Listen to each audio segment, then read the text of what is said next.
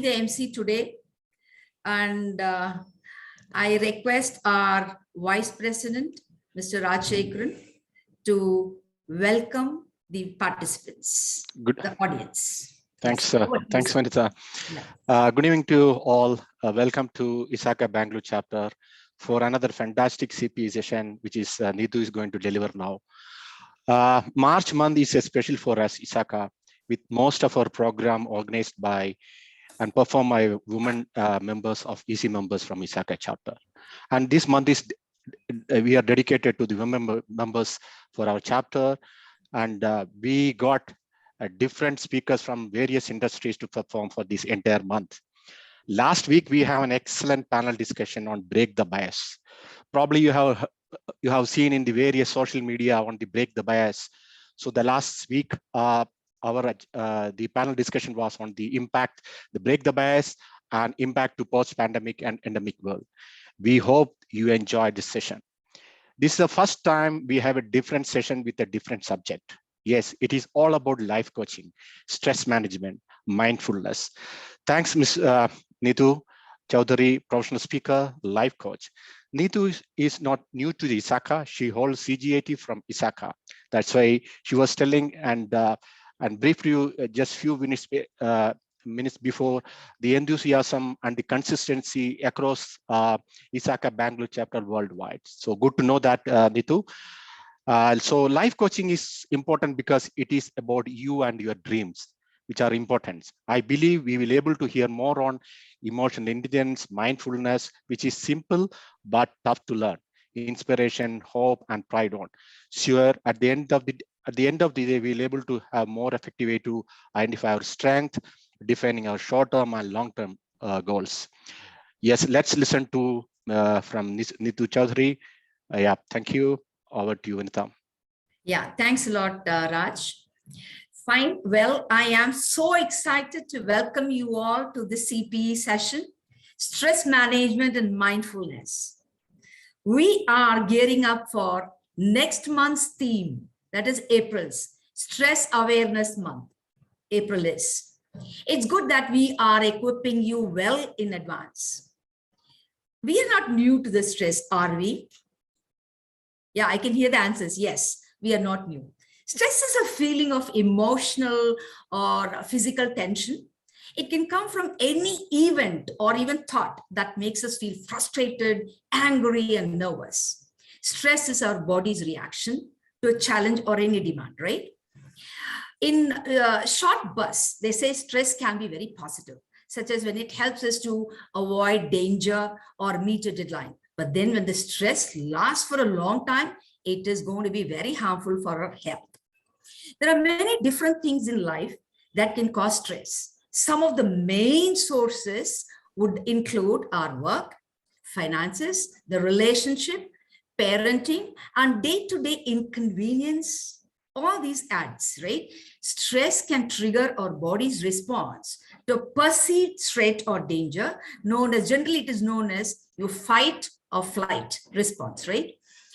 Stress symptoms can affect our body, our thought, and our feelings and our behaviors too. Being able to recognize, right, that the common stress symptoms can help us, right, manage them. Stress that is left unchecked can contribute to many health problems. I'm sure she'll tell us, like blood pressure, heart diseases, obesity, and diabetes. Mental health is an increasingly pervasive topic in today's society, especially as we all seek to cope with the stress that results from COVID pandemic. Today's CPE will help us identify, access our stress triggers, manage the response more effectively, and probably make positive personal choice for our organization benefit. I am honored to welcome our speaker of the session, Neetu Chowdhury, who's a renowned trainer, keynote speaker, thought leader, continuous improvement leader, executive coach, and business excellence professional with more than 20 years of experience. Her unique style of training is based on neuroscience, neuroplasticity, neurotransmitters, NLP, emotional intelligence, and growth mindset. She's a certified NLP practitioner, coaching essentials, neurosemantics, emotional intelligence coach, and Reiki master. Her niche in coaching is life solutions based on neuroscience. She is a polyglot and works with people from different cultural backgrounds around the world. Neetu holds a master's degree in computer applications with honors. She's an author, speaker, YouTuber, had presented papers in various international conferences like ASQ, American Society of Quality, Canadian Society of Quality, South African Society for Quality. She's also business excellence assessor for various international awards like Dubai Quality Awards, UAE Innovative Awards, TAQDEER Award by Dubai Government for Laborers, SKEA Award and MRM Business Excellence Award, Innovation Award, Customers Excellence Award by Dubai Chamber of Commerce and International Business Excellence Award and ASQ ITEA International Team Excellence Award. Wow, that was great. Well, I would like to quote her recent response to your media query. The query was, it will just interest any of us. The query was, what message do you want to give to the people who aspire to grow? See, I told you it all involves us. Every one of us, we want to grow. Okay. Her reply was, if you want something, go get it. It is as simple as that. You may not get it immediately. You may not get it easily. You may not get it without losing what you are holding on to now. You may not get it without pain. You may not get it sitting within your comfort zone. You may not get it without failures, but you will certainly get it when you elevate yourself to the level where it exists. So explore, experience, and evolve. Well, now we know the secret of a grand success. Ladies and gentlemen, please welcome Ms. Neetu Chowdhury. It is our privilege to have her with us this evening. The floor will be open to questions that may arise within you during her presentation. You all may simply post your questions in the Q&A session. I kindly request Ms. Neetu to address the audience. Over to you, ma'am. Thank you so much. It was so beautiful. Thank you. You are. I'll share my screen. Please Yep. let me know if you're able to see this. Yes, we are. That's wonderful.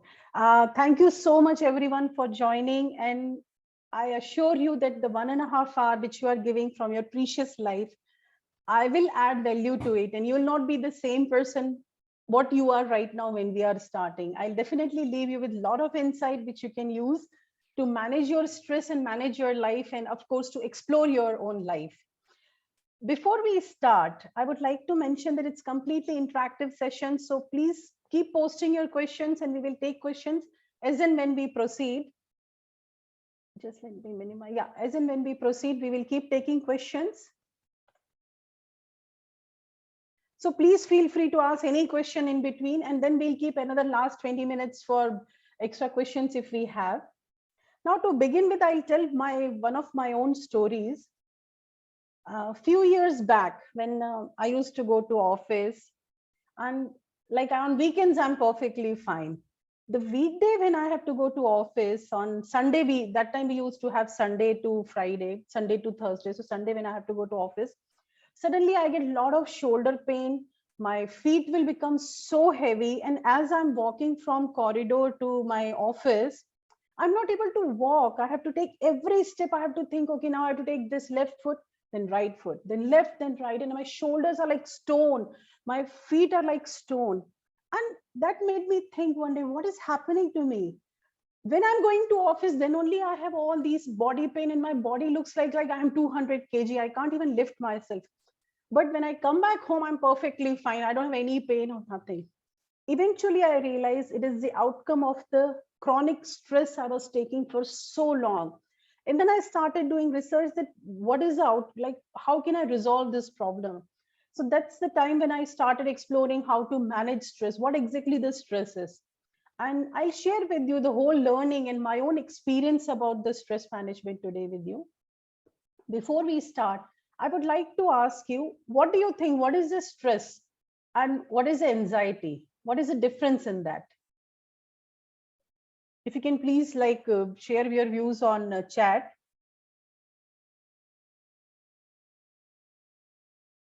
What do you think? What is the stress and what is the anxiety and what is exactly the difference in them?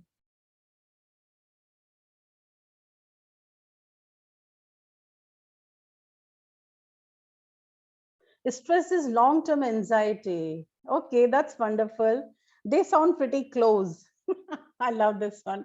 Stress is body's reaction to threat. So if any, suppose fire alarm rings and suddenly we get stressed, that is the stress, that is an immediate response. It's temporary phase.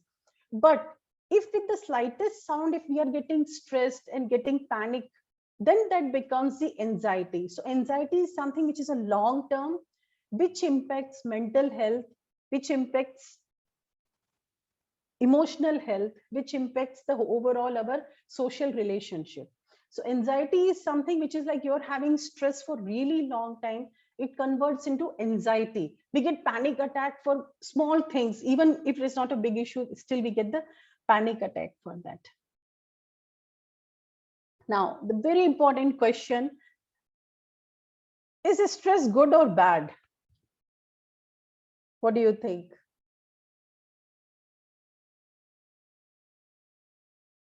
Stress is based on what actually happens to you. Okay, so stress is good or bad? What do you think? Just write in the chat window if you can say it's a good or it's a bad.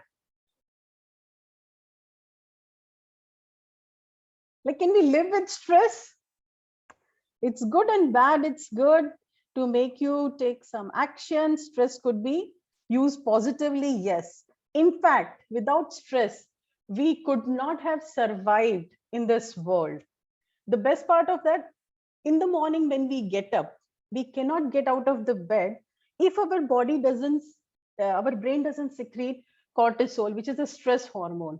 Cortisol helps us to get out of the bed and say, oh, I have to go to office, I have to get ready, I'm so excited for my work. So that excitement comes from the stress hormone. Stress is not good or bad. It depends on how do we manage. Like in the beginning of the webinar, I said technology is so beautiful that it helps me to connect with people. But for some people, technology is bad because they're not using it. So technology in itself is not good or bad. It depends on us how we use. The same way stress. Stress is not good or bad. It's both. It depends on us how do we use it. And it's beautiful understanding. So let's see what are the different type of stress are there and how do they help us. Again, I'm saying, please feel free to post your questions and I'll try to take as we proceed here. So we have a performance and we have a stress.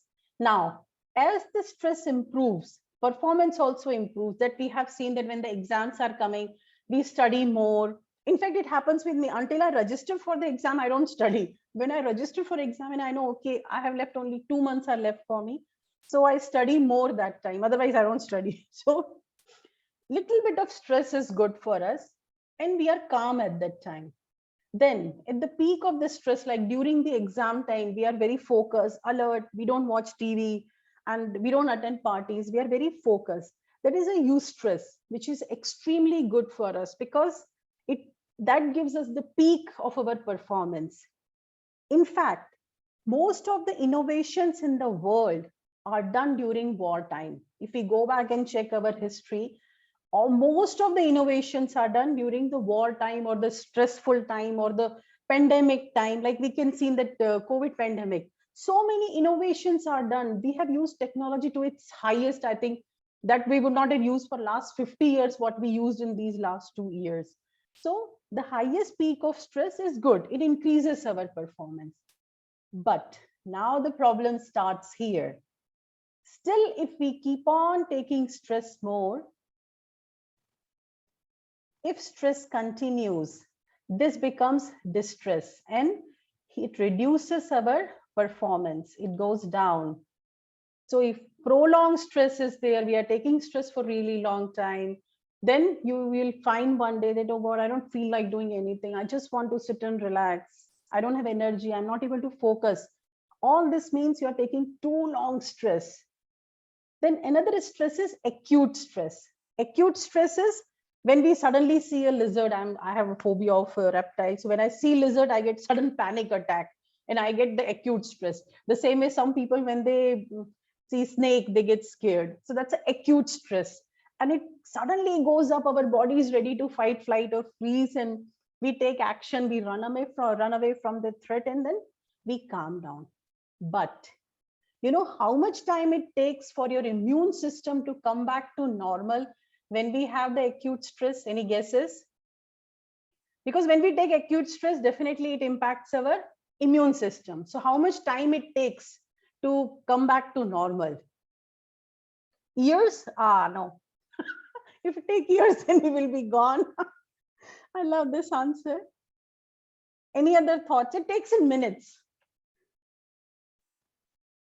How much time do you think it takes? Whenever I say, now I'm thinking, after knowing this fact, I started thinking, if I see lizard and if I panic, my immune system will be compromised for 40 to 60 minutes. So 40 to 60 minutes, my immune system is compromised. It is not working properly. And that's going to impact my overall health. Now imagine if we have a stress from our boss and that becoming acute stress. And every time I see my boss or see my colleague, which I feel that that person gives me stress, and every time I'm taking it, if every time my immune system is compromised for 60 minutes, what will happen to my body? And that's what happens with the chronic stress. When anybody takes stress for really long time constantly, their immune system is getting compromised. Because of that, overall health, as Vanita has mentioned, kidney, heart, liver, everything is like getting impacted.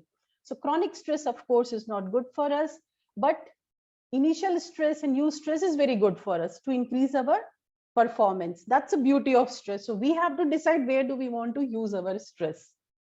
In fact, we cannot grow in our life without stress, because if we have to try something new, we have to take stress, come out of our comfort zone. Now, what happens when one faces stress? What happens? What do we do? What is the reaction of the body when we face any stress? It's a completely interactive session, so you have to, I eat a lot, yes. Yes, you can see that we eat a lot, because stress reverses desserts. Eating more, yeah. Bite my nails, heartbeat increases, want to stay alone, cigarette, because we are trying to do something so that our body comes back to normal. So we all have our different ways of doing it. Breathe in, breathe out, coffee, cigarette, wow. Listen to music, wonderful. So we all have different ways of coping with our stress. Now let's see, what does stress do to us? At the physical level, we all know, like as I mentioned in the beginning, that how I started this learning about the stresses. When I was having severe shoulder pain and my feet were like stone, my shoulder was like stone, I couldn't walk properly as I was going towards my office. So fatigue, headache, stomach upset, muscle tension, teeth grinding, dizziness is there. This is at the physical level. But what do you think? What are the different levels that stress shows up? Physical level, we all can feel, but what happens to our emotional health, social health?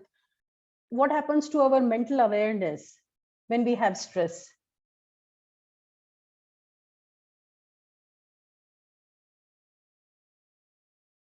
What do you think? What does stress do to us?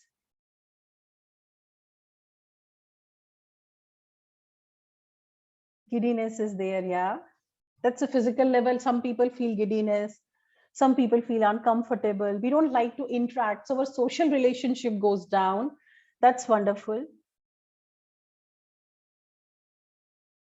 It's psychological level. We feel irritated. So if I'm stressed, I'm coming from office, I'm stressed. I had a lot of stress in my office. I came home and my daughter comes to me and she wants to show her school project, and I get, just go do your homework, don't talk to me, and I'll throw it. right? So I'm irritable. I'm feeling nervous. If suppose I'm taking the boss example because most people have voted that they get stress from boss. So if I'm getting stress from the boss and I have to face him or her, then I feel nervous to go there. Lack of energy. I feel like crying sometimes, especially like female, they feel like crying when they are too much stressed. I have cried a lot, and that made me think that why am I crying? Is it because I'm sad or is it because I'm stressed? So sometimes when we are stressed, we cry a lot. 35% people have told that they cry a lot. At the social level, we have bad relationship, broken families, broken career, and financial struggles are there. Because when we are stressed, we give the same energy to our spouse, our children, our neighbors on the road when we are driving car. We just keep emitting that stressful energy to everybody around us. And we don't even realize that we are doing it. At the emotional level, we feel depressed. So stress is not just a small problem. It's just the tip of the iceberg. It has so big problem underneath it. And as per the American American Institute of Stress, most of the cardiovascular diseases and the cancer, the root causes stress. In fact, the 60 to 90% of the doctor's visits are only related to stress. So if we are able to manage it, we can reduce 90% of doctor visit. Self-destruction, yeah, self-destruction is also one of the things, because we try to hurt ourselves. Some people try to hurt themselves when they are stressed. So this is the problem part, but we'll not focus today on the problem part. We'll focus on solution part today. So now let's go to the next thing. Why do we even take stress? What is the cause of it? What is the root cause of it? What do you think? What is the root cause of it? We are not talking about symptoms here. We are talking about cause. We have seen, okay, what is the problem? Now we are saying, what is the root cause of it? What do you think? What is the root cause of it? Overthinking. Okay. I thought the first one, somebody will say boss. Lack of awareness about the stress management, not being confident. That's beautiful. Greedy, failure, social expectation. Yes, social expectation plays a lot of role, especially for the teenagers. That's wonderful.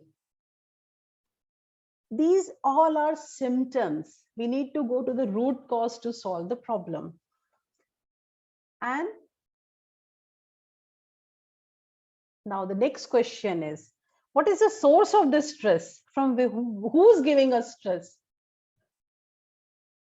It's a society, it's a people, or it's the boss, or it's the spouse, or it's children, or it's the overall setup of the world. What gives us the stress? What is the source of stress? Ourself, our mind, we ourselves. Wonderful. I love this one. I'm clapping for you all, because we are the source, because then only we will know we have to find solution for it.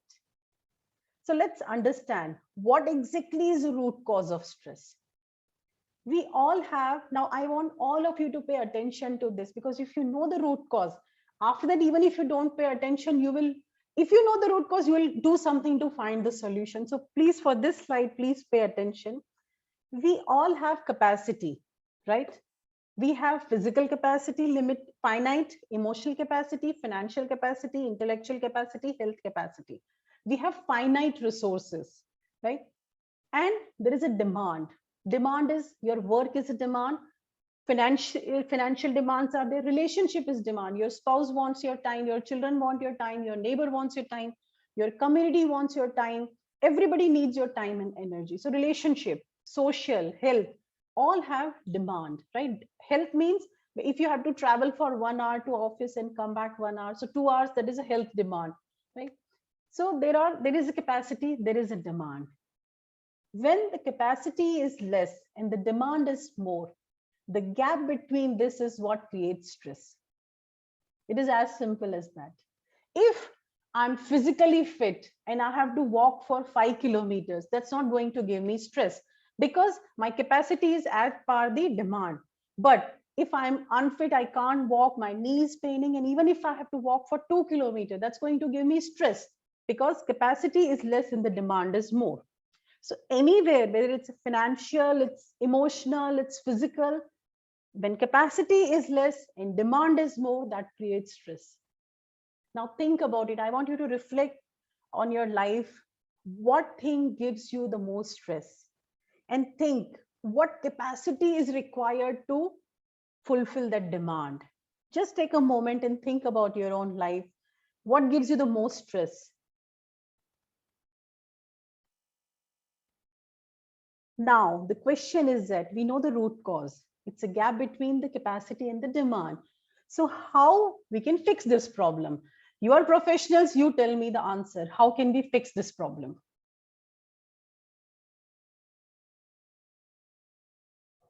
Content, yes. Anything else? How can we increase? How can we address this problem? We know the problem. The gap between capacity and demands is creating stress. It's beautiful. Improving capacity, wonderful. By not worrying about outcome, keep confidence high. Keep confidence high means you're saying that increase the capacity. That's wonderful. So the solution is increase capacity and reduce demand. It's that simple. I love this because it simplifies. The stress is such a big term, but it simplifies to such a small thing. It's a gap between capacity and demand. If I increase my capacity, or if I'm able to reduce the demand, then I can reduce the stress. It's beautiful. Now, when we have too much of stress, our body secretes adrenaline, cortisol, and neurofilament. These are the down you can see, these are the neurotransmitters in brain, which are good in some extent, but not much. Like for example, adrenaline, it prepares us, it activates our sympathetic nervous system, which triggers the fight, flight, or freeze response in our body. So you would have seen, if you see your boss or anybody who's like, who you feel gives this stress to you, you start feeling pain in your body, your heart start pumping fast, you start sweating, body becomes little hot or cold. This is what the body is getting ready for fight, flight, or freeze response. Neonephrine, it makes you more alert. So if somebody is entering into the room and you feel that person is a threat, you become more alert. You pay attention to what sound is coming, what that person is doing, how is his expression. All things we start paying attention. That is done by neonephrine, this neurotransmitter. Cortisol starts pumping blood. It stops the main function, kidney, liver, it stops giving blood to that much. It gives only minimum amount of blood. It starts pumping blood in our muscles, hand and leg, so that we are ready for running. And by this, you can understand that how it impacts kidney, liver, stress.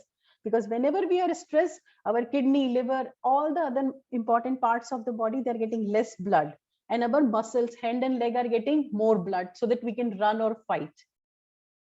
But when we are happy and emotionally stable, that time our body secretes oxytocin. And oxytocin is an antidote for stress. How we can get oxytocin? With our family, with our loved one, with our friends. So when we are with them, we feel more happy. Our stress level goes down. It's very simple. So we have to focus more on getting the oxytocin. Now, the next question is, since we all know we have to increase capacity, how we can increase capacity? What are the ways to increase capacity? Now I know I have to increase capacity, reduce the demand to meet my stress requirements. But how will I increase my capacity? Meditation, that's wonderful. What else can we do?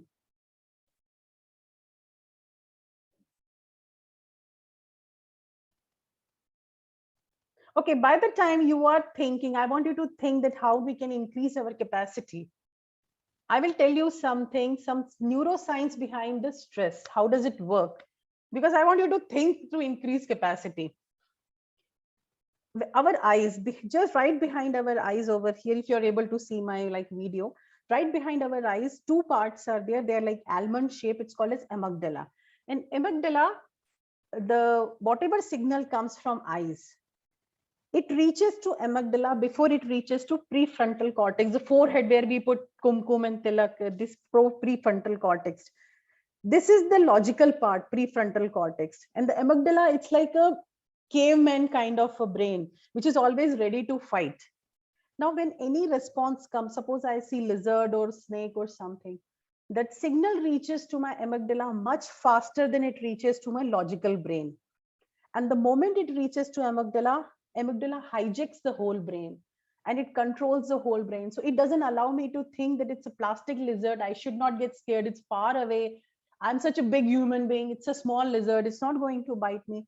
My brain doesn't allow me to think because amygdala has hijacked the whole control of the brain.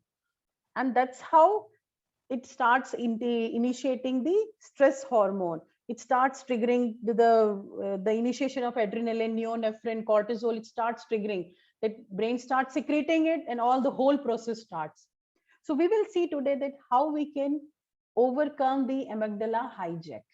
And this is what we are discussing in increasing the capacity. So for increasing capacity, we have learning, good listening, organizing self, first calm down. That's wonderful. Clapping for you. Let's see some of the techniques. Breathing technique. Now, since I can't see you, but I believe you will be doing it, I want you to do this exercise with me. It's a breathing exercise. I highly recommend you teach your children, spouse, friends, everybody, because it's really effective. 10 times, just take a deep breath. Whenever you are in stress, just take 10 times deep breath. 1, 2, 3, 4, 5, 6, 7, 8, 9, 10. Now, after that, try to see 5 things. All focus on your eyes. Try to see 5 items around you. It could be laptop, phone, pen, water glass, tissue box, maybe the pencil on the notebook. Just calmly see 5 items and all focus on your eyes. Once you spot these 5 items, try to hear 4 sounds. We all are surrounded by sounds. Just try to hear 4 distinct sounds. Maybe somebody is drilling something far away and you can hear that sound. Maybe some honk, like car is honking, so you can hear that sound. Maybe somebody is walking outside and you can hear that sound. Or maybe you can hear your own breathing sound. Just calmly try to hear 4 different sounds, 4 distinct sounds.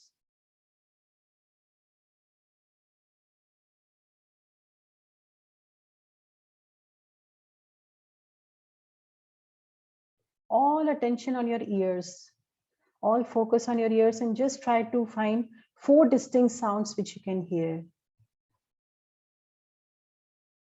And now touch 3 things. Now whole attention is on your right or left hand, your palm, whatever you are choosing.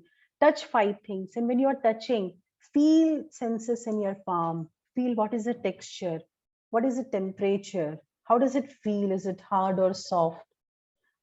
All focus on your palm. You're bringing all your focus on your palm and you're touching. If you're holding a pen, feel how does it feel like?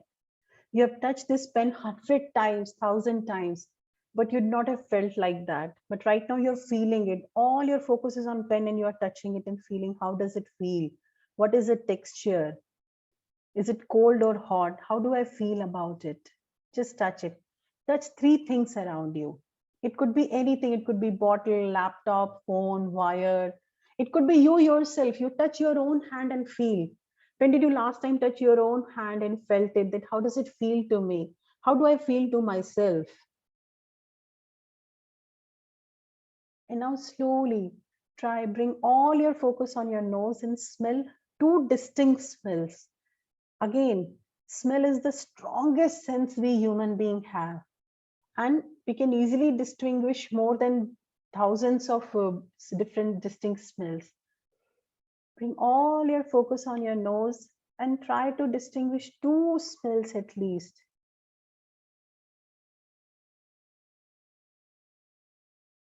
and see what smell you're able to sense. All focus on your nose right now. And now take your focus on your tongue. All focus on your tongue and see what taste you are getting there. What is happening on your tongue? Try to find at least one distinct taste on your tongue. Whole focus on your tongue. And when you feel it, you come out of this and take a deep breath.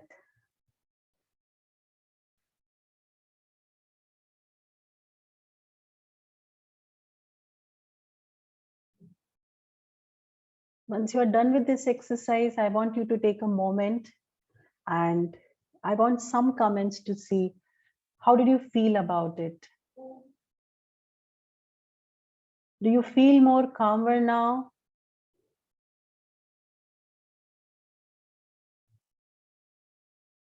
Ten times, deep breath.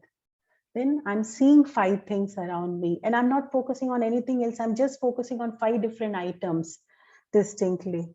Then 4 things I'm trying to hear distinctly. Like I heard a car going by from here. I heard somebody knock the door.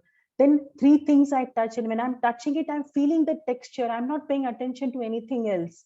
If I'm touching this paper, I'm feeling this paper right now. My whole focus is here. Then I'm smelling 2 distinct smells. And then I'm trying to recall that what taste is there on my tongue still. I can feel it. Yes, there are so many things around us which we don't realize when we are stressed. And this exercise calms us down because it brings all our attention to our breath and our 5 senses. And Bob, why it is important, there is a science behind it. When I'm doing this exercise, I am stopping amygdala. I am telling amygdala, calm down. It is not a threat.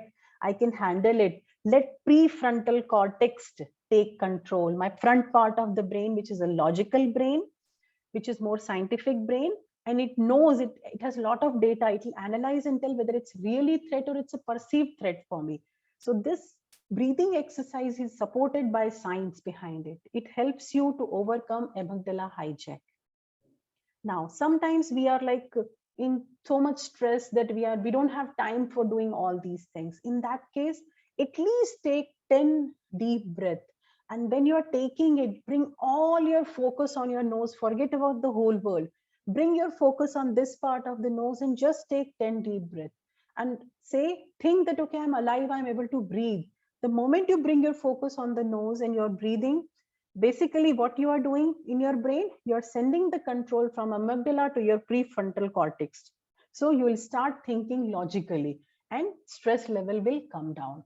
So this is mindfulness supported by science. It's both the things. And I'm so glad that you're feeling more relaxed and feeling so light. So do this exercise. Like whenever you feel stress, even if you don't feel stress, just do it and you will feel so energetic and you will get new ideas. Now, at the physical level, we can control our diet. We are talking again about increasing our capacity. Now, I have observed that if I don't eat food after 7 o'clock, and if I don't eat rice, again, everybody's body is different, diets are different. If I don't eat food after 7 o'clock, and if I don't eat rice at night, I feel more lighter in the morning, and I feel more energetic. The more later I eat, the more heavy food I eat, I'm more stressed in the morning. So you have to figure out that what works for your food habits and the different dietary requirements and your lifestyle, that which food pattern impacts you and gives you more stress. But usually eating more fruits, avocado, olive oil, all these things helps us to feel more lighter. But again, it depends on the culture and the different region, different food habits, different body types. So you have to figure out for yourself, but usually try to avoid eating after 7 o'clock or 8 o'clock any heavy food. We don't realize it. Even if, like, suppose you had very heavy food at night and morning, if you had to face your office, face your boss, that is one scenario. The second scenario, you had very light food and very healthy food and morning you have to face your boss. There will be two distinctly scenarios with your boss and what your response will be. So it depends. Our physique and our mind and everything is interconnected with each other. So figure out, like, see what diet works for you to reduce your stress. But having fruits and vegetables, it's always helpful. Now, 10-minute walk. Why it is important? It is not only important for reducing stress. We sometimes take walking as like, okay, it's just a walking, it doesn't matter. There is like a lot of research is there which is supported by it. If you're walking 10 minutes minimum in a day, not thinking about your work, just looking around, listening to birds or listening to the traffic which is going on, paying attention what is happening around you, it not only reduces stress, but it makes person more creative and innovative. Suddenly some new thoughts will start coming in your mind, provided we are not listening to some music that time. Because when you're listening to music, again, you're feeding something to the brain. You're not in that present moment. So when you're going for 10-minute walk, even if you're taking phone, just don't put any music. Look around, observe what is happening. Because when we do that, we are bringing back attention to our five senses. And now we have seen just now, when we bring back attention to our five senses, our brain calms down. So 10-minute walk, especially the organization, those who are focusing on innovation and creativity and creating new services, for them, it's very good.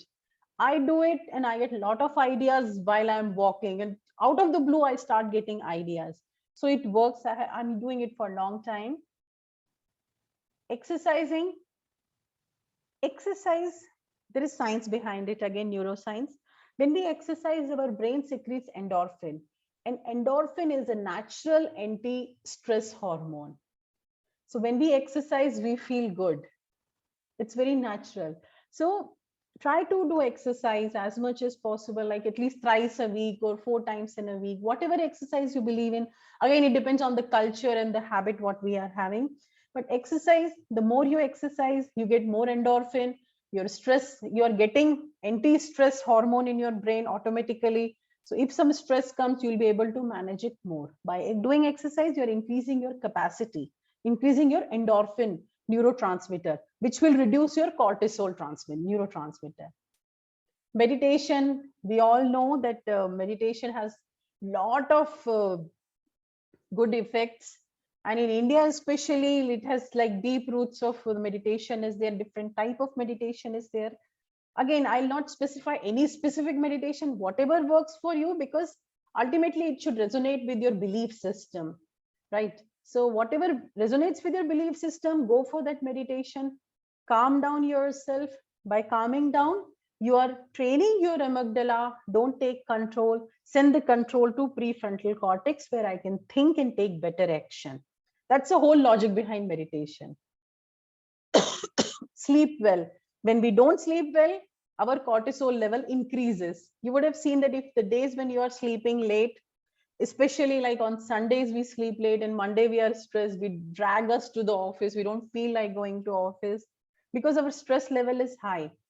Less sleep increases cortisol, which is stress hormone. It's simple logic. So try to get good sleep, at least 8 hours sleep. Now, at the emotional level, if we think about increasing our capacity, journaling your achievements, it's very important. At this point, I want you to stop for a moment and think of 5 things which you are proud of yourself, which you have achieved in your life.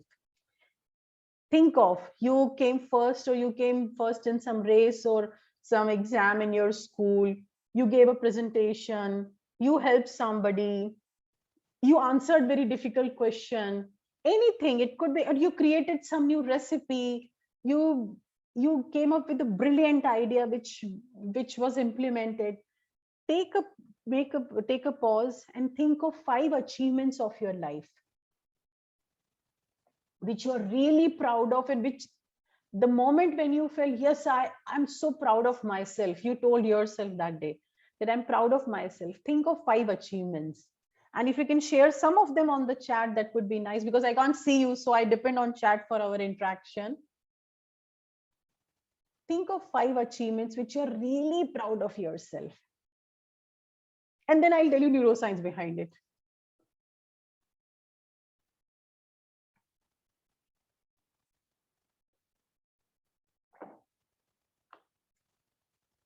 It could be any 5 achievement. It could be like yesterday I went to gym and I have some pain in my right knee, and I did 50 steps in the set of 25, 2 sets I did.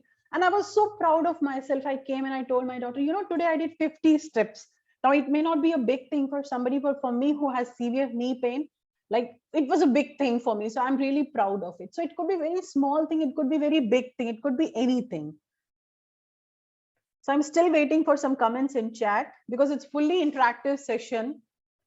So if you can share any of your achievement which you are proud of, like I'm proud of doing 50 steps yesterday in gym. Wow, that's wonderful. Oh, clapping for Priya. Learning never ends. That's true.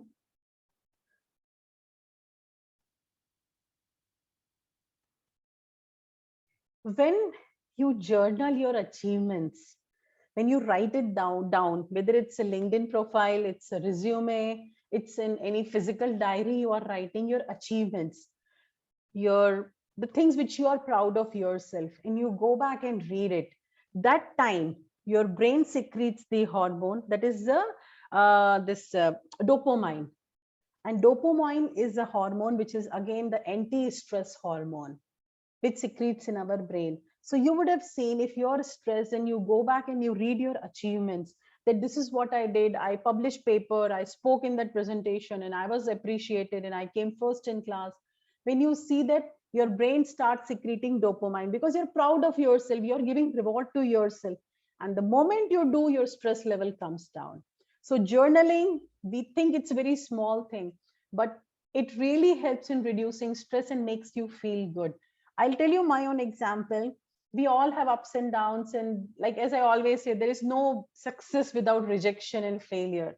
So when I feel low myself, sometimes I just go and see my LinkedIn profile and I see what all things I have done, how many people have appreciated my work, and how many recommendations I have got. And I do that because that moment of time, I need some dopamine for myself, an endorphin for myself to feel good about me, because this is my strategy of managing my stress. So one takeaway, update your LinkedIn profile. What is the difference in oxytocin and dopamine? That's a wonderful question. When you meet your parents or your friends and you touch them and you hug them, and your family members, you feel good, right? You feel so happy, especially children or the pet, when we hug them and like we pamper them and touch them. That time our brain secretes oxytocin. It's a feel good, it's emotional empathy. In fact, it's as simple as, if we are connected right now and if I'm able to see in your eyes, your brain will secrete oxytocin, my brain will secrete oxytocin, because we are having eye contact right now. Oxytocin is emotion related hormone in our brain. Dopamine is a reward related. If I achieve something, I like, after giving this presentation, when I get some comments, or I will feel good that yes, I was able to influence 94 people or 100 people in India. So my brain will secrete dopamine. So dopamine is reward hormone. Oxytocin is more of a love hormone. And it's a beautiful question. I'm so happy you asked this, Prema. So do journaling, update your LinkedIn profile. Journal stress. Now, journaling is not only for achievement. Journal your stress also, right? This person gives me stress. Whenever I see this person, I feel like slapping him and hitting him. I hate this person. Write everything bad, whatever comes in your mind. Write it down and then strike it out. When you strike it out, your hand, actually the signal is going from the hand, I'm deleting it, it's going off from my life. It gives a signal, because brain is very innocent, it's like a small child. The moment you say, okay, it's gone, so brain believes, okay, it's gone, I believe it, right? So try this thing. If anything gives you a lot of stress, just write all the details on paper like this. This person give me stress, I hate this person, I'm going to slap him, hit him, throw him, write all details, and then strike it out nicely and tear it off and throw it. And then you will feel more relaxed that time. So journal your stress and triggers of stress. Another reason of journaling these things is that when you write it, I want your attention now. When you write your triggers, you are aware of it. And the moment you get aware, you are telling amygdala again, don't take the control. Let the prefrontal cortex take control, because I know this is a trigger. It is not unknown thing. Amygdala gets hijacked when it feels that I can't manage it. So it starts panicking. But we are telling amygdala by writing triggers, don't panic, calm down. I know this is my trigger. And prefrontal cortex will know how to handle this, my front part of the brain. So write your triggers as well. Gratitude. Gratitude has a lot of things available on social media, so I'll not talk much about it. But when you show gratitude, your brain secretes again oxytocin. You feel good about it, right? So, and when you feel good about it, oxytocin, anti-stress hormone, it will reduce cortisol and it will help you to manage your stress. So I'll not go in detail of it. This is what I want to talk more about. Self-compassion. When did you last say, I love me? This question is for everybody here. When did you last say, I love me? I'm so proud of myself. I love myself. I'm so cute and I'm so intelligent and I've done so many things in my life. When did you say that? If not, right now you do it. If you're in home, speak aloud. If you're in public, you can't do. So just tell in your heart, I love me. And say 5 good sentences about yourself. I'm so cute. I've done so many good things in my life. I'm influencing so many people. And bring emotion into it. Don't say like art movie. Bring emotion into it. Say that I am influencing so many people and that person appreciated me. I'm so proud of me and I'm such a good cook. I make so nice cake. Wow. Like that. Bring emotions and say 5 good sentences about yourself and pamper yourself right now. Please share some of the pampering statements here in chat, which you're saying for yourself so we can share with everybody. Remember, it's a fully interactive session, so I'll wait for your comments, then only we can proceed. Pamper yourself, say some nice 5 sentences for yourself. I have beautiful hair, I have beautiful eyes. It could be anything. Why not to appreciate your own body? We appreciate the whole world. Appreciate yourself now. And I'm such a resilient person. I have gone through so much in life and still I have come out so successfully. I can do anything in my life. Say 5 beautiful self-compassion sentences and give a tight hug to yourself.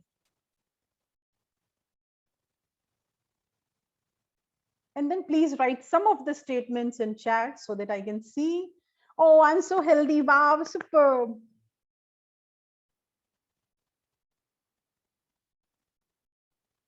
And say, I love me. We love our children. I love you. I will tell our spouse, our parents, everybody. We have to say, I love me. Because if I'm not there, there is no relationship. And the moment we say that I love me, we don't care what the world says. And when we don't care, our capacity increases and stress level goes down. Oh, wow, I'm so attractive. I'm fond of myself. I'm my favorite, that I love. I'm immensely fit. That's wonderful. I accept all of me, good, bad, everything. That's really courageous. Thank you. I love this. Self-compassion. Teach your spouse, teach your children, parents, everybody to say, I love me. And nothing wrong in it. I'm proud of it. And the last one in the emotional level, what we can do, visualize outcome. Again, it is the same logic of neuroscience. We are taking the control from amygdala behind our eyes to our prefrontal cortex.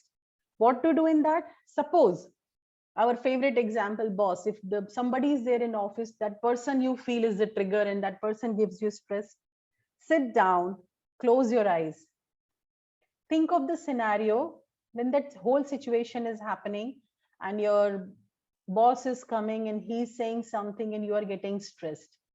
Run in your mind with all the colors and everything. Now slowly make that image as black and white, and that image is going out. Now create a new image in which the same boss is coming, same statement he's saying. But this time you have the courage to stand up and speak for yourself. Now it could be any video of your life, your scenario, whatever it is. Run that video in your mind that you are having the courage to face that stress and you are increasing your capacity. Stand up, take the courage. Make this video as colorful as possible. Just close your eyes and see how you're managing that stress more effectively, that stressful situation. And you are so happy, your capacity is so high. Just close eyes and visualize. Make this color beautiful with bright colors and beautiful sound and flowers. And just live in that image, that video for a few minutes. And then slowly open your eyes.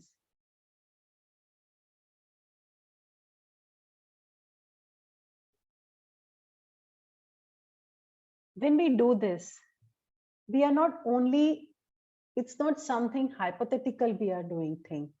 There is again science behind it. When I'm making the image of the bad thing, which I don't want as a black and white and it's going out, and I'm creating a new video, which is more colorful, bright, vibrant, with the music which I like, and the outcome which I want, I'm creating it. I'm creating a new neural pathway in my brain. I'm preparing my brain for that scenario. So if that scenario happens again, and if that person comes and talks rudely or gives stress for whatever reason, this time my brain will be more prepared to handle that situation. So whatever is your situation is which gives you stress you feel, outcome visualization is very effective technique which all the public speakers, all leaders, executives, they adopt this. If they have something important to do, few days, few weeks before, they start visualizing what action they want, what could go wrong, how are they going to handle that situation. They close their eyes and they try to visualize those things and they prepare their brain. They create a new neural pathway in their brain.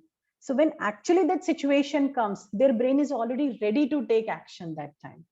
So we can use the same concept in our stress management to increase our capacity. This we have spoken at the emotional level. Now we'll go to choosing the day. 7 days in a week, we can choose each day depending on like your wish, what do you want to do. One day is no complaint day. We'll not complain about anything, no matter what. It's very difficult. I've tried it. And then at the end of the day, I realized, oh God, I complained about 5 things. Okay, could you please explain once more? I think, Swarup, you're asking about the visualization, right?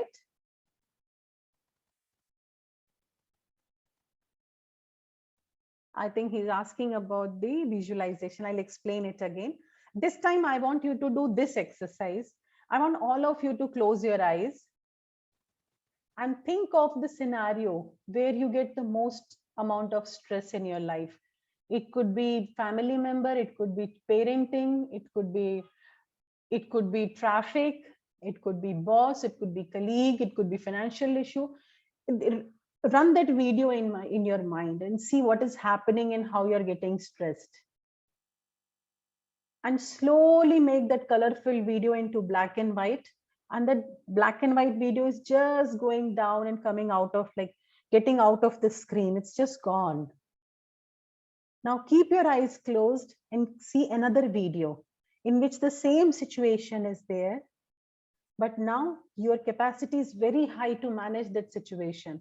You have all the skills, all the techniques which you need to handle that situation more effectively. Anybody in the world, if you know, who could have handled that situation perfectly, think of that person and see how that person would have handled that situation. I'm going to do the same way. I'll keep my calm, I'll take a stand, I'll speak for myself, I'll make a wise choice, and I'll handle the situation. Run this video in your mind. Make this video very effective. You're having your voice, you're taking the right decision, you're standing for yourself, you're making good choices. And you're not at all stressed, you're so confident and so calm, and calmly you're taking stand for yourself. And things are coming out in your favor. Make this video colorful, fill beautiful colors in it with the brightness, good sunlight is there, nice fragrance, and beautiful song. Whatever is your favorite song, put that song in that video. Keep your eyes closed and see this video for some time in your eyes.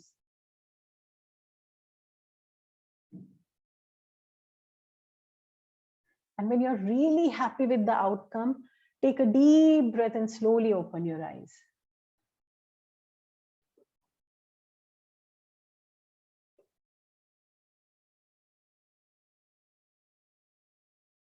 How do you feel about it? Please type in chat. And this is the outcome visualization technique. This technique we are using to create new neural pathway in our brain. Now we'll proceed and we'll talk about choosing the day. One day, no complaint. It's very difficult. I have tried it, but we have to be determined. Full day, no matter what happens, I get stuck in the traffic. My boss is not talking like properly. My colleague is not cooperating. My children not listening. I'll not complain about anything. And you'll be so proud at the end of the day because your stress level has come down. You'll just say, okay, yeah, leave it. I don't want to take tension. I'll not complain no matter what. One day we can choose no social media day. We used to do that. Now I have not done it for, frankly, I've not done it for a few weeks, but we used to have that from Thursday night till Friday night, none of us will use social media no matter what. But yeah, frankly, I have not done this for 2-3 weeks because social media gives a lot of stress. Positive day. Positive day means I will think positive no matter what. Even if the earthquake is here, okay, I'll think something good about it, that yeah, minerals are coming out of earth. So I'll try to think positive in every situation, no matter what. Today is a Tuesday, I'm going to think positive. Like we have the fasting on different days, Monday fast, Tuesday fast, different things are there. The same way we'll have this day thing. Tuesday is a positive day. No matter what happens, I'm going to think positive. Wednesday, gratitude day for me. I'll be thankful. I'll say thank you to my colleagues. I'll be grateful for everything that is happening in my life. I'll tell you the benefit of gratitude. Of 2017, in April, I was watering plants and there were plants in my home. I watered and I was lifting the pot. I slipped. When I slipped, I fell down and I broke my Achilles ligament, the ligament which connects our foot with the leg. That ligament I broke. And I was on bed for quite like 2 months. Then there was infection. So totally 4 months I was suffering. But all the 4 months, and the moment I fell down, the first thing that came out of my mouth was, thank God I did not fall near bed, because our cot was there and it was a sharp edge. And the first thing came in my mind was that if I would have fallen that side, it would have hit back of my head and I would have died there itself. So all the 4 months, I was just thankful to God that I fell at least 4 inches away from that, not to that one. That's what happens when we develop the gratitude habit. We see good in every bad situation, and everybody says, why are you saying that again and again? And I said, because I'm so thankful for that, because I'm thinking of the worst case scenario, and this is not so bad. So gratitude day is really effective. It reduces our stress. Appreciation day. Appreciate everybody you meet, and it has to be genuine appreciation, which has to come from your heart. That I really like the way you take care of your brother. I really like the way you talk. I really like the way you solve issues. I really like the way you handle that situation. It could be anything. Appreciate people genuinely. If you don't do it genuinely, they'll make out. That's worse.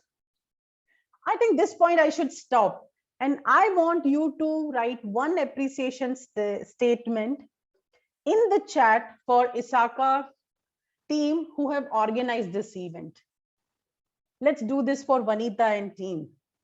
Let's practice it now. Appreciation day. Let's start appreciation day today. The whole ISACA team, we should write. I'm really thankful because you people gave your life, precious lives, 1.5 hours to me. So I'm really thankful for that. Oh, ISACA is very good. Or you can write about anything. Like if you're not from ISACA member, because it's open event, you can write about anybody. Just write one appreciation statement and see how do you feel. Wow, they really take care of professionally. That's wonderful. You know, when you appreciate somebody, your brain is secreting oxytocin, which is a anti-stress neurotransmitter. So you are getting free oxytocin, other person is getting free oxytocin, both of you, the stress level will go down. Isn't it wonderful? We don't need any stress tablets anymore, anti-stress tablet, right? By appreciating somebody, our stress level is coming down. So it's beautiful. That's wonderful. I'm so happy for so many positive statements which are coming. So we started, Thursday is appreciation day today. Friday, outcome day.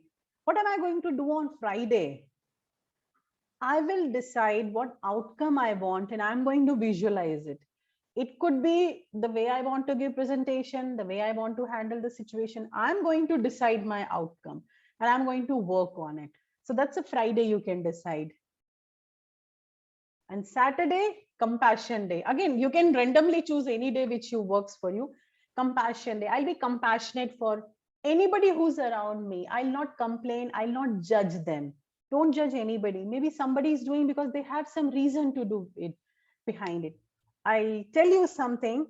Long back when I went to dentist, how do we judge people? And the dentist was doing like the scaling for my mouth, the teeth. And every 2 minutes he was looking at the clock and he was doing. After finishing that, when I came back, I told my husband that everybody is so muddy-minded in this world.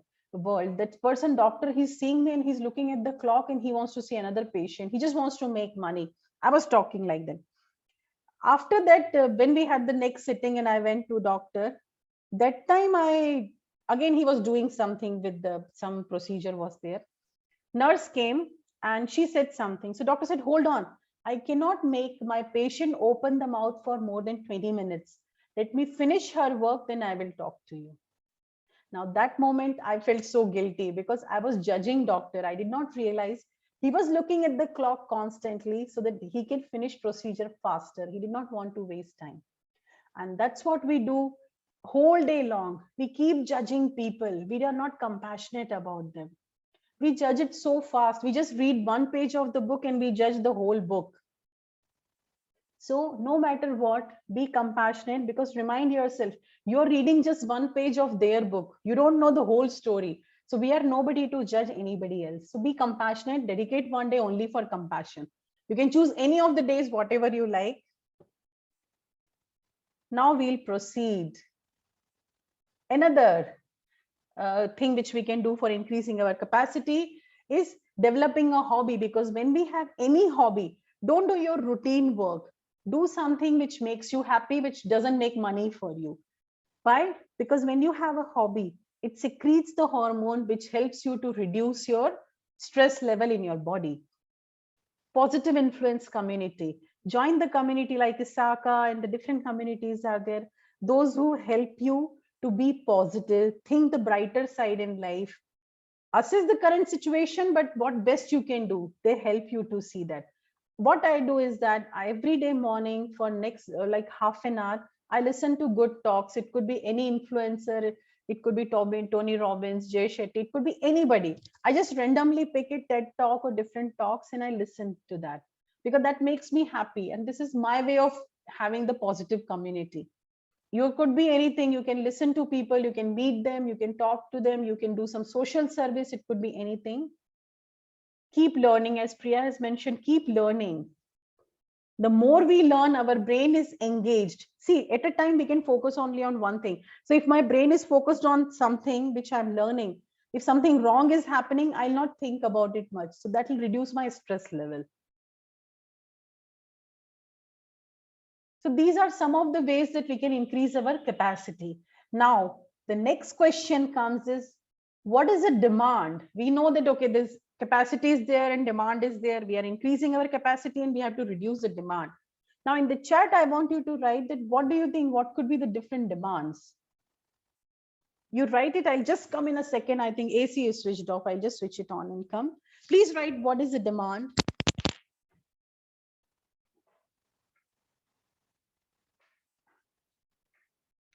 What do you think? What do you think? What is the demand? High expectation, yes. And from where do we get the expectation?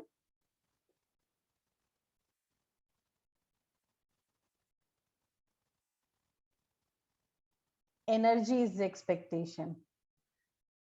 Everything requires our energy, right? Whether it's children, it's office, it's driving, everything requires our energy. And when we start our day, we have a finite energy and we have to give small energy to different activities, different people. So the demand is about energy which we do. Focus is another demand. Your work requires focus, driving requires focus, children's homework requires focus, cooking requires focus, everything requires your focus. That is a demand. And time, we have limited, finite, I'll not say limited, finite 24 hours, right? In 24 hours we have to do n number of things, so that also requires your attention. Sorry, I'm just seeing the comments, 1 second. Yeah. So these are the main demands which we face: energy, focus, and time. Of course, our emotional stability, our emotional strength is required. That is also demand is there. And the family, society, all these things, they require an energy, focus, and time. So these are the three main demands which we have. And let's see how we can reduce it. At workplace consumes a lot of energy and focus and demand, time, availability, and interaction. Now, what we can do for reducing the demand: arrive early at work.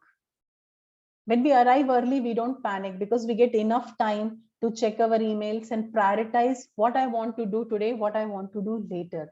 So arriving early is always beneficial than staying back late in office. Start day with the most challenging task: eat the frog. This means don't start the day with the easiest thing. Rather, start the day with something which is going to consume the most amount of energy, because morning your cortisol is high, right? You're energetic, your endorphin is high, you're very energetic. You can finish things faster and you are more focused. So start your day with the most challenging thing. Don't pick the easiest thing in the morning. Keep easy things a post lunch, because post lunch we are little lethargic and lazy. So keep it like that. 90-10 rule: 90% of the work you do, and then 10% take rest. So usually what I prefer is that you work for 50 minutes, take 10-minute break or 5-minute break. Then again work for 50 minutes, 50, and then take rest for like 5 to 10 minutes. Just go for a coffee or come back or talk to some of the colleagues. So our brain becomes fresh and then we can focus more on it. When it comes to availability at work, don't be universally available to everyone. If anybody comes to your desk and asks for something, don't start talking to them. Just say, I'm in between something, let me finish it, then I'll get back to you. Please don't mind. Company is paying you for the work, not for the friendship, right? So better finish that work so that your stress level will come down, demand will come down, and then you don't have to be universally available to everybody. I remember 12 years, many years back, there was one person. Anybody coming to his desk for tea or coffee, he will go. And every 10 minutes, he's going out for coffee and coming back. And then when I asked him, he said, I can't say no to people when they call me for coffee. And one day he got the notice from the HR that your out time is more than the in time. So you this is the last warning we are giving. And the excuse he gave was that I can't say no to people when they call for coffee. So don't be universally available. You always have the right to say no. Leave office on time. One day, if possible, especially after this pandemic, one day, if possible, work from off the location, from your home, from a cafe, anywhere, but not from the office. This is to make the mind fresh. Interaction, you can choose or avoid or limit the interaction with people, those who give stress to you. Start the day with the positive influencing people. Now that's an antidote for your stress. So in office, in the workplace, in family, there will be at least one person who makes you feel happy and who makes you feel positive. So go and talk to that person in morning. The moment you talk, your brain will get anti-stress hormone, and that will help you to deal with stressful people during the day. So these are the some things you can do to reduce the demand at the workplace. Now, the most important thing comes is a rumination. Have you heard about this word, rumination? What exactly it is? What is a rumination? Or do you do it? Rumination is something bad has happened. In my office, somebody said something bad to me. That happened, and I also said something, but that person shouted at me and I was quiet. Now I keep running in my mind. I keep reliving that moment. Something bad happened 10 years back, somebody did something wrong to me, and I'm still rerunning in my mind. Every day I sleep, every morning, I'm just rewinding that video and playing again and again, and I keep thinking about it. If some fight has happened or some argument has happened with children or spouse or the boss, when the whole episode has finished, still we keep thinking about that for a long time. That is called as rumination, and that word has come from the cow. Cow eats the food and then later it keeps on chewing for a long time, ruminating on that, right? The same thing we are doing, the mental rumination. Something happens and we keep thinking about it.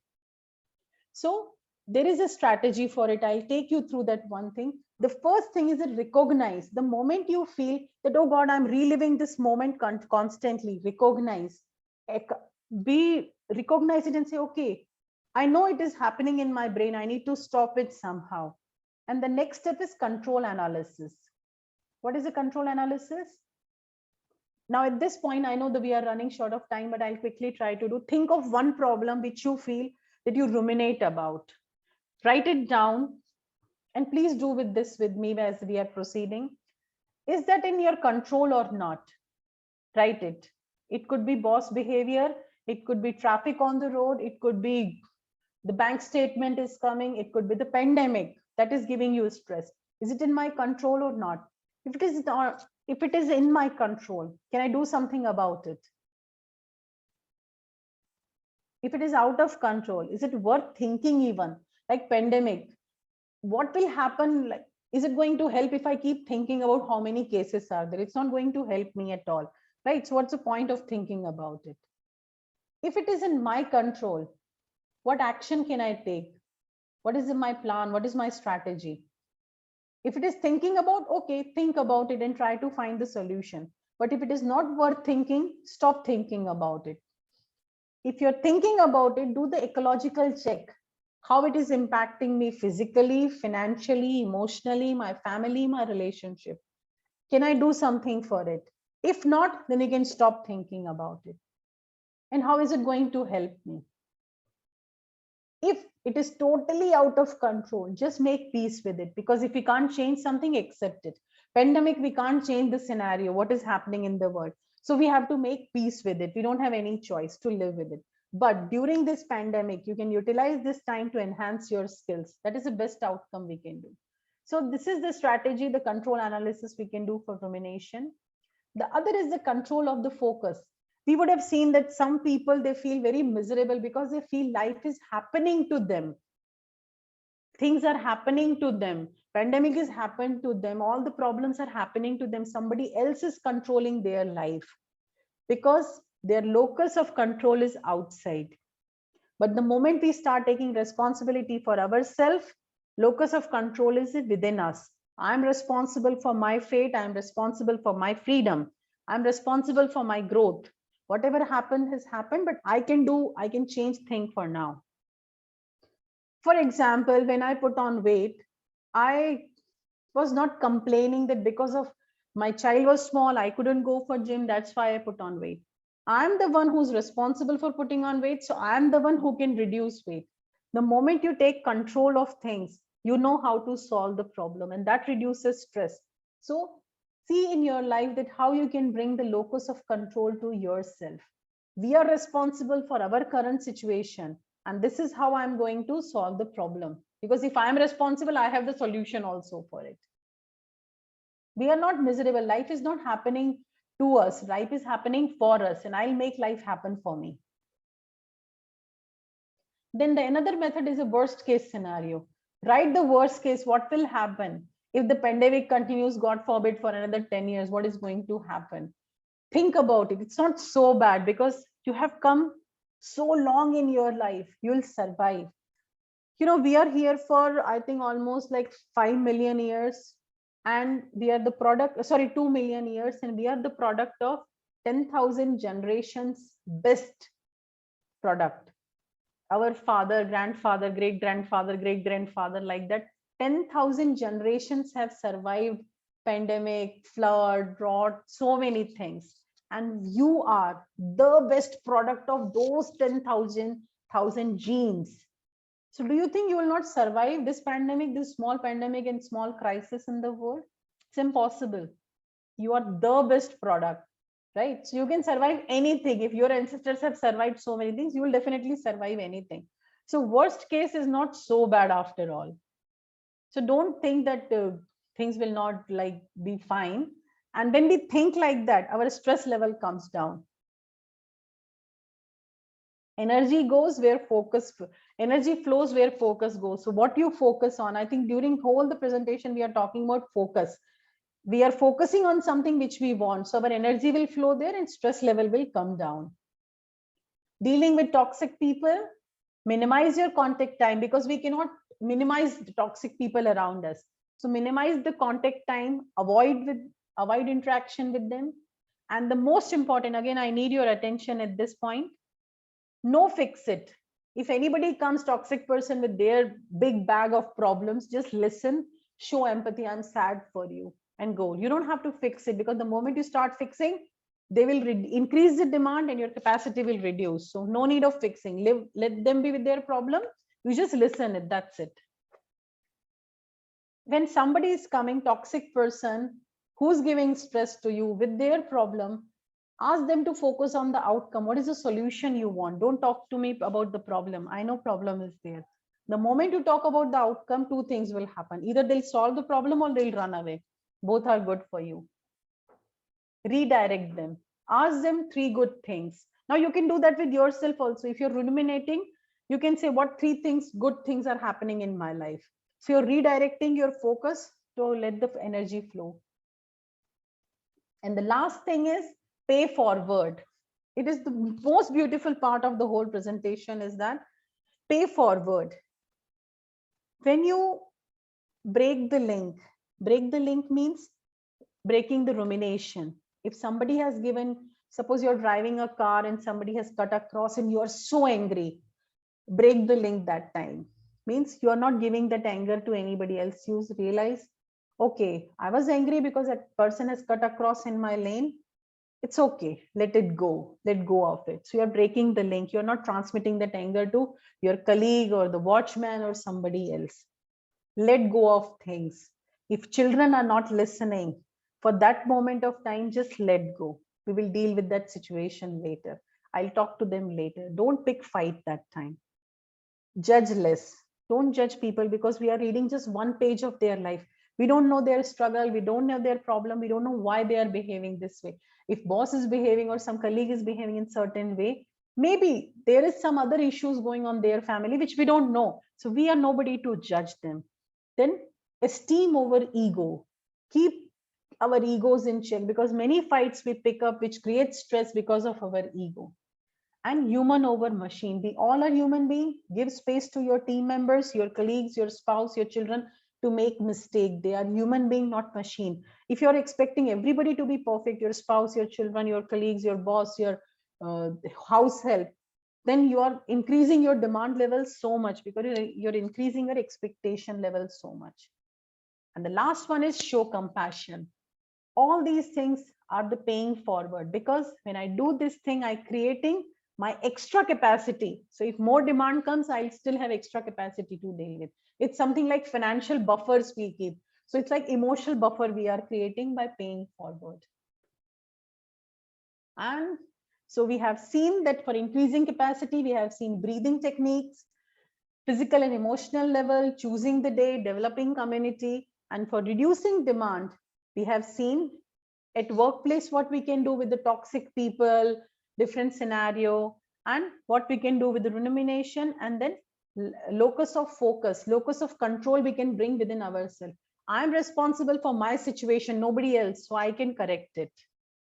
I know I've taken a little longer, but it was quite interesting discussion. So now we are ready for questions.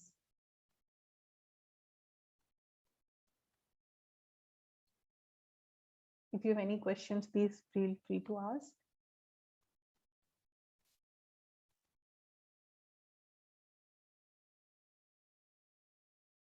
There's a question on the anonymous thing. Please highlight on smoking and drinking due to stress and how to control or stop it. Yeah. Okay, that's a wonderful question. Many times when sorry, when we are stressed, we try to avoid, again, it will go to that locus of control. We try to keep the locus of control outside. So we try to avoid that situation. We don't take the accountability. And smoking and drinking, when we do that, we are trying to run away from that situation. That's a one justification. The other reason of doing that is that it's a beautiful study. When we smoke or drink, our brain secretes endorphin. Sorry, it secretes the dopamine. Dopamine means it tells the brain that, yeah, you are achieving something. It's a false achievement our brain creates. And the more we drink, we feel good about it. So I try, if I'm smoking, when I'm stressed, I feel good about it because my brain is secreting dopamine. And I'll smoke more, and then people get addicted towards it. And that is the reason it's very difficult sometimes to come out of smoking, drinking, and cocaine, all these things, because these things are creating dopamine in our brain, which is same as the reward. If I achieve something, I get that reward also. Right. Now, how to overcome it? I'll tell the real story of it. My husband was a smoker. He was not a chain smoker, but he was a smoker. When my daughter was born, I told him, if you're smoking, you're not allowed to come close to close to her. And he loves her a lot. So he found it difficult, but within 1 year, he left it. And now it's almost like 11 years he has not smoked. Sorry, it's like 10 years he has not smoked. So because he brought the control to himself, or he said, I have developed this habit, I need to overcome this habit. And he had the strong motivation that if I smoke, I cannot touch my daughter, I cannot go close to her. So we have to bring back control to ourselves. Again, it's a huge discussion about the NLP and how to overcome this habit. But the main reason is the dopamine. Whenever you're smoking and drinking, dopamine is secreted, and you have to bring back control to locus of control to yourself. Nobody is responsible. You have developed this habit. You have to come out of this habit. Since it's a long discussion, I will not be able to tell you how to come out of that now.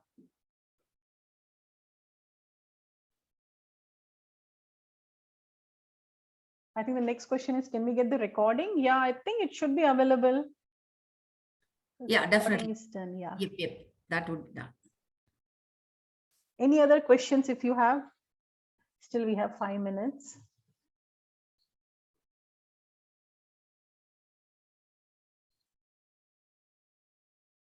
Please use these techniques and share your views at how does it help you, especially the breathing technique. You can share this technique with your friends, your children. And all of these techniques, I have used it myself with myself and my family, so I know it works. How to stop overthinking of future? It's a brilliant question. We'll go back to this one.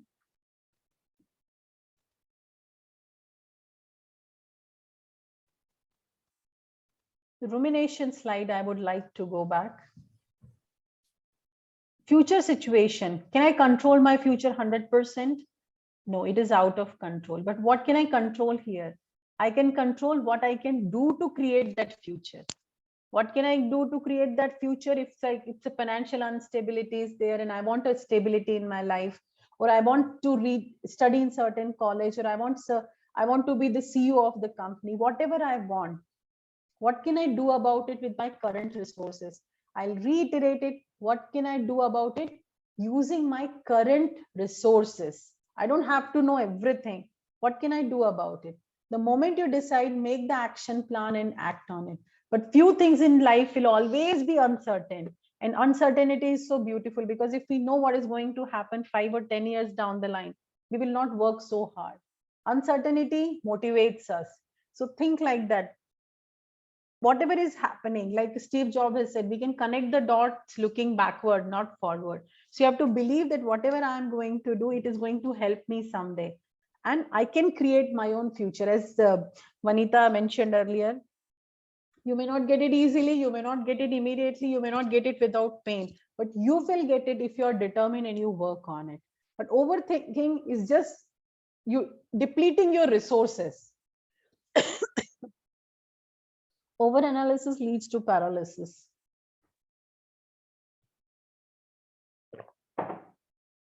That's the same question. Overthinking, overanalysis leads to paralysis. That's perfectly right. Because if we think so much about, see, most of the worst things which we think about, that doesn't happen. I'll tell you the simple scenario. When we went to Chennai, the overthinking, same thing what I have done. We went to Chennai, they have created one park, I think it's there under the bridge. There is one small play area they have created. And how we do overthinking. And my daughter and her cousin were playing over there.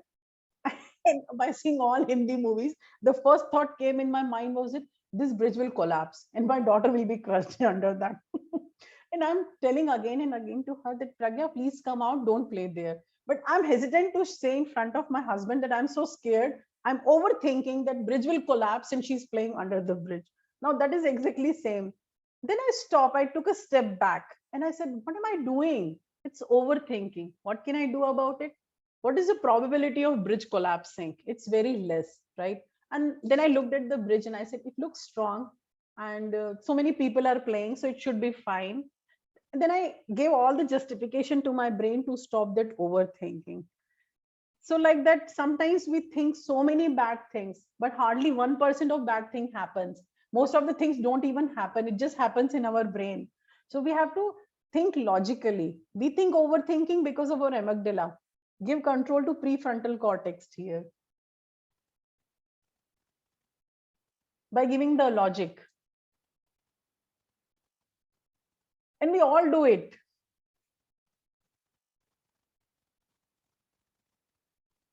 The next question is that how do I stop comparison with others? That's a brilliant question. We all compare ourselves with others at some point of time. But remember, we all have a different journey. Like, as I said, everybody is a different book. We just read one page of somebody's book and we think that that person has these achievements, but we don't know what pain, what problems they have gone through to reach there, right? And everybody is adding value to the world.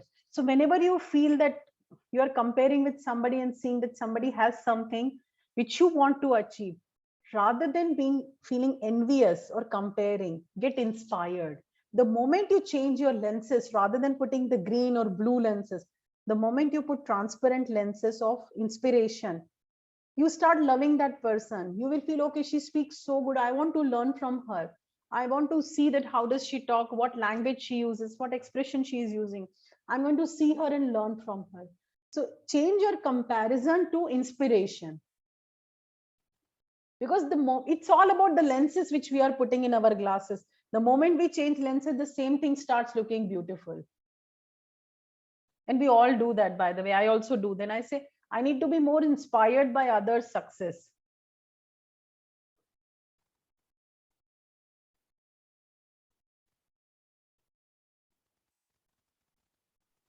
Yeah, I think that's it. Yeah. Okay. So thank you, Ms. Neetu, for the enlightening session. Thanks a lot for all the insightful answers too. We all had wonderful opportunity to attend this session. Your coaching skill and methods were very simple. You know, it was simply superb. Thank you. You understand our exact requirement, and accordingly you had tailored the session. And your vast experience and knowledge of various NLP practices were felt by us throughout the session. Well, Ms. Neetu's session will be a turning point for us.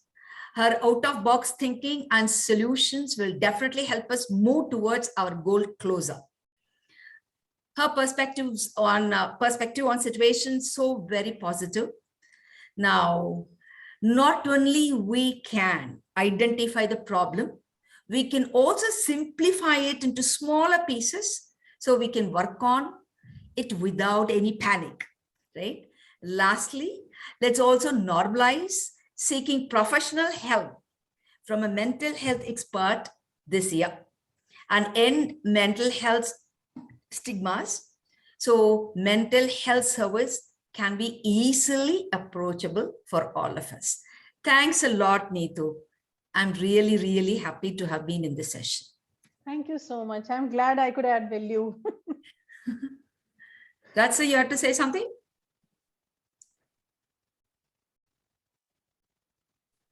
Okay. So that's it. Thanks a lot, Neetu, again. We'll be in touch with you, right? Thank you. Bye-bye. Yeah, All I'll the end this best. session. Bye. Yeah.